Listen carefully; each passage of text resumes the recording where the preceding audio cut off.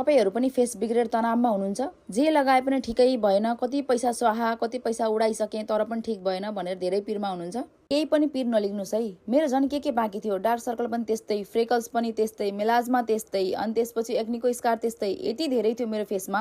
कति हस्पिटल धाएँ, जापानमा पनि 2-3टा क्लिनिकमा गएँ, नेपालमै गएर पनि ट्रिटमेन्ट गरेँ, तर पनि मेरो केही गरेर ठीक भएन जबसम्म मैले आफूलाई चेन्ज गरिन। सबैभन्दा पहिला त हजुरहरूले आफ्नो स्किन टाइप नबुझिकन अरूले भनेकै आधारमा, अरूले सजेसन गरेकै आधारमा, अरूलाई राम्रो भयो के रे मलाई पनि राम्रो होला नि भनेकै आधारमा कुनै पनि प्रोडक्ट युज गर्नुभन्दा पहिला एकदमै सोचेर बुझ्नुस् है। यदि गर्दै हुनुहुन्छ भने तपाईँ मूर्ख बन्दै हुनुहुन्छ, किनकि म पनि मूर्ख बनिसकेको छु हैन। अरूले जे राम्रो जे लगायो, अरूको स्किन राम्रो देख्यो त्यही आधारमा आफूले ठ्याक्क लगाइहाल्ने के किनिहाल्नु मन लाग्ने किनिहाल्ने। सबैभन्दा पहिला त्यो बानी छोड्नुस्। अनि अर्को कुरा, छिटो आत्तिएर छिटो रिजल्ट नखोज्नुस्। आजको भोलि कुनै पनि कुराले रिजल्ट दिँदैन, किनकि तपाईको त्यो एक्नी आउन पनि कति टाइम लागेको थियो भनेस् त, तपाईलाई ठीक हुन पनि त टाइम लाग्छ नि, हो कि हैन?